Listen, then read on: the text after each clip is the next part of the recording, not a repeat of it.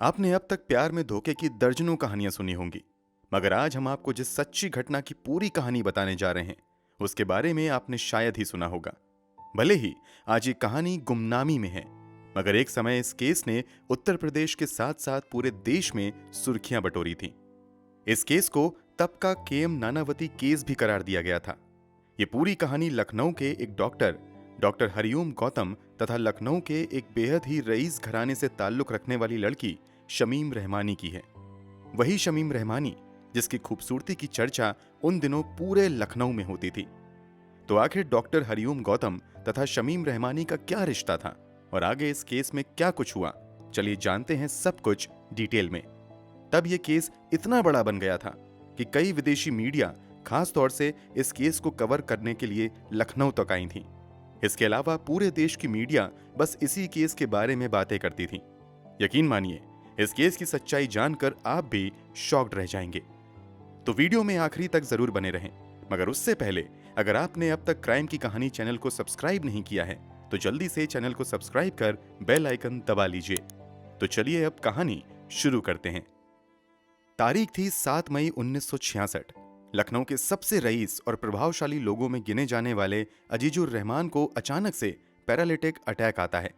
अजीजुर रहमान कभी लखीमपुर खेरी के तालुकदार हुआ करते थे तथा इनकी गिनती इलाके के सबसे प्रभावशाली लोगों में की जाती थी।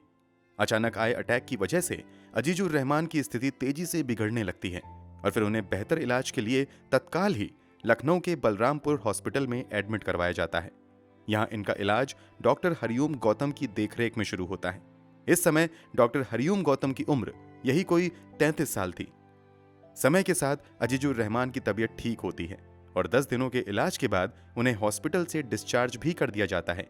मगर इलाज के दौरान 10 दिनों में कुछ ऐसा होता है जिसकी किसी ने भी कल्पना नहीं की थी। दरअसल अजीजुर रहमान के 3 बच्चे थे, 2 बेटा और 1 बेटी। दोनों बेटे उन दिनों व्यापार और पॉलिटिक्स में तेजी से अपने कदम बढ़ा रहे थे, जबकि बेटी भी पढ़ाई में काफी अच्छा कर रही थी। 22 साल की बेटी का नाम शमीम रहमानी था। जब अजीजुर रहमान हॉस्पिटल में एडमिट होते हैं तो पिता से मिलने परिवार वालों के साथ एक दिन शमीम रहमानी भी हॉस्पिटल आती हैं। यहां आते ही अजीजुर रहमान का इलाज कर रहे डॉक्टर हरिओम गौतम की नजर शमीम रहमानी पर पड़ती है। पहली ही नजर में डॉक्टर गौतम शमीम रहमानी को पसंद करने लगते हैं। गौतम भी काफी हैंडसम था, ऊपर से डॉक्टर भी, इसलिए शमीम रहमानी भी उससे खुलकर बातें करने लगती है। बातचीत की शुरुआत पिता की सेहत से जुड़े सवालों से होती है, मगर देखते ही देखते दोनों एक दूसरे को पसंद करने लगते हैं और एक लव अफेयर की शुरुआत हो जाती है। इस लव अफेयर की शुरुआत से होता यह है कि जहां पहले डॉक्टर गौतम दिन में एक बार मरीज को देखने आते थे, वो कई बार आने लगते हैं और पिता की खिदमत के नाम पर शमीम रहमानी भी हॉस्पिटल में ही ज्यादा समय बिताने लगती है। जब 10 दिन बाद अजीजुर रहमान हॉस्पिटल से डिस्चार्ज हो जाते हैं तो वो लखीमपुर खेरी लेन स्थित एक घर में रहने चले आते हैं। चूंकि अजीजुर रहमान शहर के प्रभावशाली लोगों में थे, इसलिए अब डॉक्टर गौतम रोज इनका हालचाल लेने इनके घर पर ही आने लगते हैं। दुनिया की नजरों में डॉक्टर गौतम अजीजुर रहमान का हालचाल लेने आता था, मगर असल में वो शमीम रहमानी से मिलने के लिए आता था। हालात तो यहां तक आ जाते हैं कि एक ही दिन में कई बार डॉक्टर गौतम अजीजुर रहमान से मिलने आने लगते हैं। घर में जवान बेटी की मौजूदगी और डॉक्टर का इतना ज्यादा आना जाना भले ही घर वालों को नॉर्मल लगता है, मगर आस पड़ोस और शहर में तरह तरह की चर्चाएं होने लगती हैं। कुछ पड़ोसी और रिश्तेदार डॉक्टर के इतना ज्यादा आने पर ऑब्जेक्शन भी करते हैं, मगर घर वालों को कोई फर्क नहीं पड़ता है और डॉक्टर का आना जाना यूं ही लगा रहता है। रोज रोज के आने जाने से होता यह है कि डॉक्टर गौतम और शमीम रहमानी एक दूसरे के लिए पागल जैसे हो जाते हैं और साथ जीने मरने की कस्में खाने लगते हैं। समय यूं ही बीतता जाता है और इन दोनों का प्यार और भी गहरा होता जाता है। भले ही इन दोनों का प्यार नई ऊंचाइयों को छू रहा था, मगर एक चीज थी जो इन दोनों के प्यार के आड़े आ रही थी, और वो थी इन दोनों का धर्म। मगर बाद में मिले पत्र से खुलासा होता है कि डॉक्टर गौतम शमीम रहमानी से वादा करते हैं कि वो बहुत जल्द इस्लाम धर्म अपना लेगा और उससे शादी करेगा। इसी भरोसे पर शमीम रहमानी और गौतम का रिश्ता आगे बढ़ता रहता है। देखते ही देखते 1 साल का समय बीत जाता है। शमीम बीएससी की डिग्री हासिल कर लेती है। इसी बीच कुछ ऐसी चीजों का खुलासा होता है जिसके लिए शायद शमीम रहमानी तैयार नहीं थी। दरअसल एक दिन पता चलता है कि डॉक्टर गौतम पहले से शादीशुदा हैं।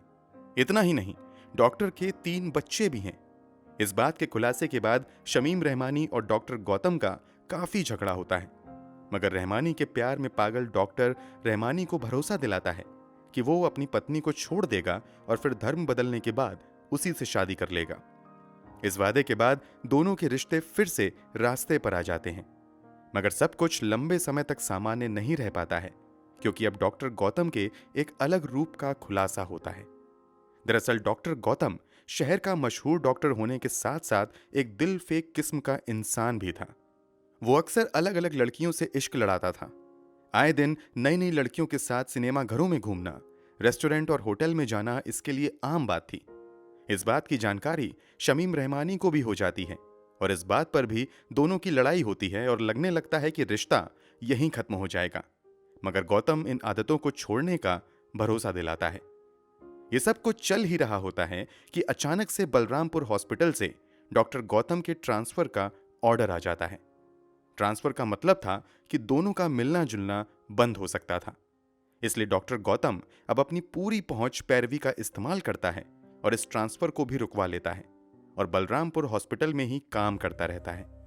कुछ दावों के मुताबिक गौतम का यह ट्रांसफर रुकवाने में शमीम रहमानी ने ही अपने पिता और भाई के रसूख का इस्तेमाल किया था। इस तरह लगभग 2 साल बीत जाते हैं और शमीम रहमानी तथा डॉक्टर गौतम का लव अफेयर यूं ही चलता रहता है। समय जरूर बदल रहा था, मगर डॉक्टर गौतम का स्वभाव नहीं बदलता है। उसका दूसरी लड़कियों से मिलना जुलना जारी रहता है। इस बात की खबर लोगों से शमीम रहमानी तक समय समय पर पहुंचती रहती है। शमीम रहमानी डॉक्टर गौतम की यह हरकत बर्दाश्त नहीं कर पाती हैं और एक दिन 1968 के जनवरी महीने में लखनऊ के हजरतगंज स्थित क्वालिटी रेस्टोरेंट में शमीम रहमानी डॉक्टर गौतम को दर्जनों लोगों की भीड़ में सरेआम थप्पड़ जड़ देती हैं। यहां लगने लगता है कि दोनों का रिश्ता अब खत्म हो जाएगा, मगर चीजें फिर से संभलती हैं तथा दोनों का मिलना जुलना और उठना बैठना जारी रहता है। गौतम रहमानी को अपने स्कूटर से भी घुमाने लगता है। कुछ महीनों तक तो इन दोनों का रिश्ता फिर से ठीक चलता है, मगर 1968 के जुलाई महीने में कुछ ऐसा होता है कि इन दोनों के रिश्ते में फिर से तूफान खड़ा हो जाता है। दरअसल शमीम रहमानी के भाई आमिर अहमद का नौकर गणेश शमीम रहमानी को खबर देता है कि उसने शहर में देखा है कि डॉक्टर गौतम किसी लड़की को अपनी स्कूटर पर घुमा रहा था। कुछ ही समय पहले डॉक्टर गौतम ने रहमानी को भरोसा दिलाया था कि अब वो किसी और लड़की से नहीं मिलेगा, मगर जब शमीम रहमानी ये सुनती हैं कि डॉक्टर गौतम फिर से किसी को घुमा रहा था, तो उसका गुस्सा 7वें आसमान पर चला जाता है। वो अगले दिन यानी 10 जुलाई 1968 को डॉक्टर गौतम को मिलने के लिए बुलाती है और फिर दोनों में इसी बात को लेकर बहुत ज्यादा झगड़ा होता है। झगड़े के बाद डॉक्टर गौतम अपने घर चला जाता है, मगर अगले दिन यानी 11 जुलाई को शाम के लगभग 3 बजे फिर से वो शमीम रहमानी के घर आता है। यहाँ इन दोनों में कुछ ऐसी बातें होती हैं कि अब लगने लगता है कि शमीम रहमानी और डॉक्टर गौतम का रिश्ता यहीं पर खत्म हो जाएगा। शमीम रहमानी इस रिश्ते को खत्म करने के लिए मान भी जाती हैं, मगर जब डॉक्टर गौतम आखिरी बार रहमानी के घर से निकलने लगता है तो शमीम रहमानी पीछे से उसे आवाज देती हैं और कहती हैं कि कल मुझे कॉलेज का एक एडमिशन फॉर्म भरना है, मेरी मदद करने के लिए तुम कल आखिरी बार आ जाना, उसके बाद तुम चाहो तो कभी मत आना। शमीम रहमानी की ये बातें सुनकर डॉक्टर गौतम आने के लिए हामी भर देता है। इसके बाद वो यहां से निकलकर अपने हॉस्पिटल जाता है। यहां जरूरी काम खत्म करने के बाद अपने आला अधिकारियों को डॉक्टर गौतम बताता है कि उसे जरूरी काम से सिविल हॉस्पिटल जाना है। दरअसल पहली बार तो डॉक्टर गौतम ने अपना ट्रांसफर किसी तरह रुकवा लिया था, मगर जब शमीम रहमानी के साथ उसका रिश्ता बिगड़ने लगता है तो वो जानबूझकर अपना ट्रांसफर बलरामपुर हॉस्पिटल से सिविल हॉस्पिटल में करवा लेता है और वो इसी ट्रांसफर से जुड़ी कागजी कार्यवाही करने के लिए सिविल हॉस्पिटल जाने की बात कहकर बलरामपुर हॉस्पिटल से निकल जाता है।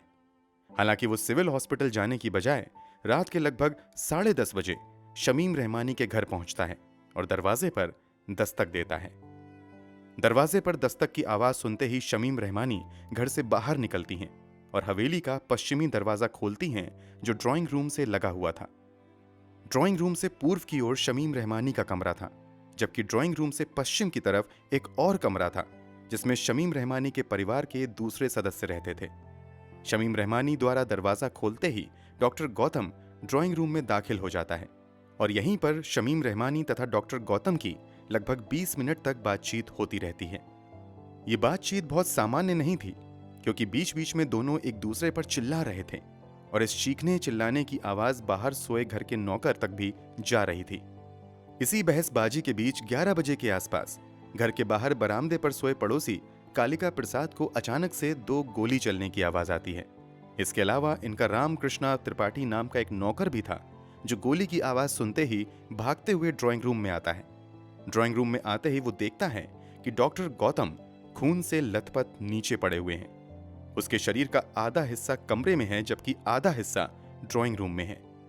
रामकृष्ण त्रिपाठी ये भी देखता है कि शमीम रहमानी अपने दाहिने हाथ में बंदूक लेकर भागते हुए दूसरे कमरे में जा रही हैं। किसी को कुछ भी समझ नहीं आ रहा था कि क्या किया जाए। इसी के बाद घर का एक सदस्य शमीम रहमानी के भाई आमिर अहमद के घर पर साइकिल से भागते हुए जाता है और डॉक्टर गौतम के मरने की जानकारी उसे देता है। इसके बाद वो पास के कैसरबाग कोतवाली में जाता है और रात के लगभग 1:30 बजे इस घटना की जानकारी पुलिस को देता है। मामले की जानकारी होते ही पुलिस भी मौके पर आ जाती है। क्योंकि ये एक बेहद ही हाई प्रोफाइल घराने का मामला था, इसलिए पुलिस वाले बहुत ही सावधानी के साथ सबूत इकट्ठा करते हैं। इसके अलावा गवाहों के बयान भी दर्ज किए जाते हैं। जब शमीम रहमानी से पूछताछ की जाती है तो अब एक बेहद ही चौंकाने वाला खुलासा होता है। शमीम रहमानी पुलिस पूछताछ में बताती हैं कि मैंने डॉक्टर गौतम को नहीं मारा है, बल्कि हम दोनों एक दूसरे से प्यार करते थे और हम दोनों बहुत जल्द शादी करने वाले थे। एक तरफ एक गवाह का बयान था कि गोली चलाते तो किसी को नहीं देखा, मगर गोली चलने के बाद उसने बंदूक शमीम रहमानी के हाथ में देखी थी। दूसरी तरफ शमीम रहमानी कहती हैं कि गोली उसने नहीं चलाई। तो अब सवाल था कि आखिर गोली किसने चलाई। अब यहां पर इस केस में एंट्री होती है शमीम रहमानी के कजन ब्रदर इकबाल उद्दीन खान की। गोली की आवाज आने के बाद घर में जो दूसरे व्यक्ति को देखा गया था वो इकबाल खान ही था। इकबाल खान शमीम रहमानी से बहुत ज्यादा प्यार करता था और वो शादी भी करना चाहता था, मगर शमीम रहमानी डॉक्टर गौतम से शादी करना चाहती थी। इस खुलासे के बाद कहा जाता है कि जब रात के अंधेरे में शमीम रहमानी और डॉक्टर गौतम को इकबाल ने एक साथ देखा तो उसने अपना आपा खो दिया और गुस्से में आकर उसी ने डॉक्टर गौतम पर गोली चला दी, जिससे उसकी मौत हो गई। शमीम रहमानी के परिवार वाले भी इकबाल को ही मुल्जिम बताते हैं।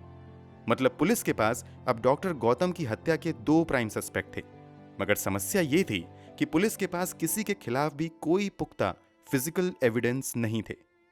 पुलिस ने जो बंदूक जब्त की थी और दावा किया था कि उसी बंदूक से गोली चलाई गई है, फॉरेंसिक जांच में सामने आता है कि काफी समय से उस बंदूक से कोई गोली चली ही नहीं है। ऊपर से उस बंदूक के ट्रिगर पर ना तो शमीम रहमानी का फिंगरप्रिंट था और ना ही इकबाल का।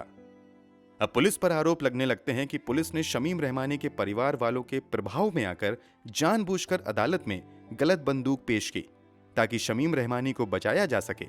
इसके अलावा पुलिस पर कमजोर सबूत इकट्ठा करने का भी आरोप लगता है।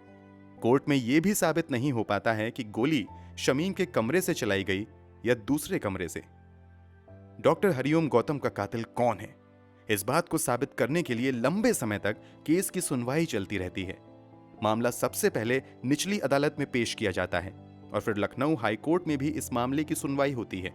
यहां से मामला finally supreme court of India में जाता है। यहां सुप्रीम कोर्ट के सामने भी बहुत मजबूत फिजिकल एविडेंस नहीं थे, मगर एक गवाही थी जो इस बात की ओर इशारा करती है कि गोली किसी और ने नहीं बल्कि शमीम रहमानी ने चलाई है। दरअसल गोली की आवाज करीब से सुनने वाले लोगों में कालिका प्रसाद भी शामिल थे। जब गोली चली थी तो कालिका प्रसाद शमीम रहमानी के घर के ठीक बाहर थे। कोर्ट में कालिका प्रसाद गवाही देते हैं कि गोली चलने की आवाज के तुरंत बाद वो एक आवाज सुनता है जो संभवतः शमीम रहमानी की ही आवाज थी। शमीम रहमानी अपनी मां से कहती हुई सुनाई देती हैं कि डॉक्टर ने मुझे धोखा दिया है, उसने मेरी जिंदगी बर्बाद कर दी है, इसलिए मैंने उसकी हत्या करके कुछ भी गलत नहीं किया है। कालिका प्रसाद आगे ये भी बयान देता है कि थोड़ी देर बाद शमीम रहमानी को ये कहते हुए भी सुना कि भैया ये बंदूक लो और मुझे भी मार दो, अब मैं और ज्यादा जीना नहीं चाहती हूं। कोर्ट रहमानी के इस एक्स्ट्रा जुडिशियल कन्फेशन को एक अहम सबूत मानता है तथा सर्कमस्टेंशियल एविडेंस के आधार पर सुप्रीम कोर्ट द्वारा शमीम रहमानी को 1975 में डॉक्टर हरिओम गौतम की हत्या के जुर्म में उम्र कैद की सजा सुनाई जाती है। कोर्ट में सुनवाई में यह भी साफ हो जाता है कि गोली भी किसी और ने नहीं बल्कि शमीम रहमानी ने ही चलाई थी। कोर्ट के मुताबिक जब आखिरी बार यानी 11 जुलाई 1968 को डॉक्टर गौतम शमीम रहमानी से मिलने रात के लगभग 10:30 बजे उसके घर आता है तो यहां पर 20 से 25 मिनट तक दोनों में लड़ाई होती रहती है। फिर डॉक्टर गौतम बाहर निकलकर अपना स्कूटर स्टार्ट करके जाने लगता है, तभी एक बार फिर से शमीम रहमानी उसे आवाज देकर अंदर बुलाती हैं। जैसे ही डॉक्टर गौतम अंदर आता है, शमीम रहमानी एक गोली उसकी तरफ चलाती हैं, मगर किसी तरह डॉक्टर गौतम खुद को गोली से बचाने में कामयाब हो जाता है। हालांकि वो दोबारा जैसे ही खड़ा होता है, शमीम रहमानी दूसरी गोली चला देती हैं, जो सीधे डॉक्टर गौतम के माथे को चीरती हुई निकल जाती है। माथे में गोली लगते ही डॉक्टर गौतम वहीं पर गिर जाता है और फिर वहीं पर उसकी मौत भी हो जाती है। सुप्रीम कोर्ट द्वारा सजा दिए जाने के बाद शमीम रहमानी को जेल भेज दिया जाता है, मगर कुछ ही समय बाद उत्तर प्रदेश के तत्कालीन गवर्नर चेन्ना रेड्डी द्वारा शमीम रहमानी को माफी दे दी जाती है और उम्र कैद की सजा पाने वाली शमीम रहमानी महज 2 साल जेल में बिताकर वापस आ जाती हैं। कमाल की बात तो ये थी कि एक तरफ राज्यपाल ने खुद शमीम रहमानी को माफी दे दी थी, ऊपर से तब के कई तत्कालीन सांसद ने शमीम रहमानी को माफी देने की मांग की थी। कथित तौर पर जेल से बाहर आने के बाद शमीम रहमानी के पास बॉलीवुड में काम करने की कई ऑफर आते हैं, मगर शमीम रहमानी ने उन ऑफर्स को ठुकरा दिया और जेल से छूटने के कुछ ही समय बाद हमेशा हमेशा के लिए लखनऊ को छोड़कर दिल्ली चली गईं और एक गुमनाम जिंदगी जीने लगीं। इस केस की सुनवाई के दौरान भी माहौल लगभग वैसा ही बन गया था जैसा KM नानावती केस की सुनवाई के दौरान देखने को मिला था। केस की सुनवाई के दौरान अक्सर काफी भीड़ लग जाती थी। अखबारों में भी बड़े पैमाने पर इस केस को कवर किया जाता था। इसके अलावा विदेशी मीडिया ने भी इस केस में खूब इंटरेस्ट लिया था। लंबे अरसे तक शमीम रहमानी और डॉक्टर गौतम के प्यार के किस्से लखनऊ में चर्चा में रहे थे, मगर समय के साथ इस केस की चर्चा भी खत्म होती गई। दोस्तों, आपने कभी इस केस के बारे में पहले सुना था या नहीं? कमेंट करके जरूर बताएं। अगर आपको हमारी मेहनत पसंद आई हो तो इस वीडियो को लाइक करते हुए शेयर भी करें। अगर आपने अब तक क्राइम की कहानी चैनल को सब्सक्राइब नहीं किया है तो जाने से पहले जल्दी से चैनल सब्सक्राइब कर लें। बेल आइकन दबाकर नोटिफिकेशन भी जरूर ऑन कर लें। धन्यवाद।